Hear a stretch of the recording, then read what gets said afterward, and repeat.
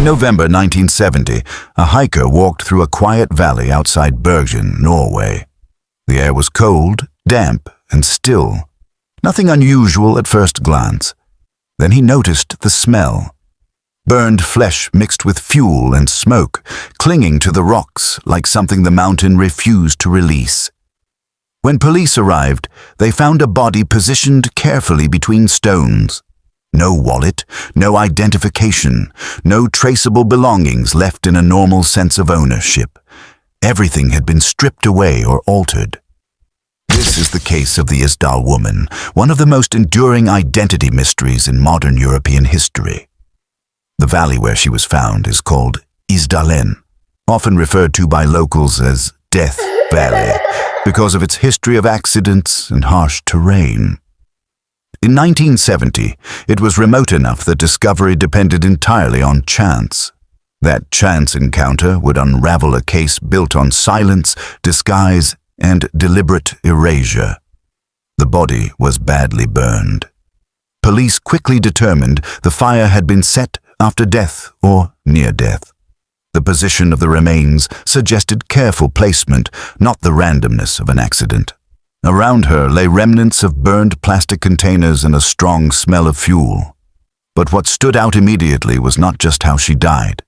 It was how thoroughly she had been stripped of identity. Labels had been cut from her clothing. Even those that remained were deliberately unhelpful. Clothing items appeared international, purchased from different countries.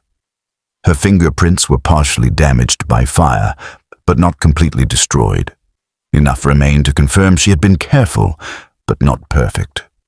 Inside the scene, investigators began collecting fragments of a life that seemed designed to avoid recognition.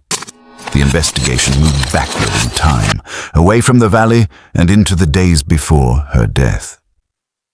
Just before she died, the woman had traveled across Norway using multiple identities. She checked into hotels under different names, always alone, always quiet, and always careful not to leave consistent details. Hotel staff later described her as polished and composed. Each time she checked into a hotel, she used a different name. Sometimes she claimed to be from Belgium, other times from South Africa. Occasionally she would say she was German. None of it aligned consistently. She carried suitcases that were later recovered from a railway station storage area. Inside were wigs, clothing, cash, and small personal items.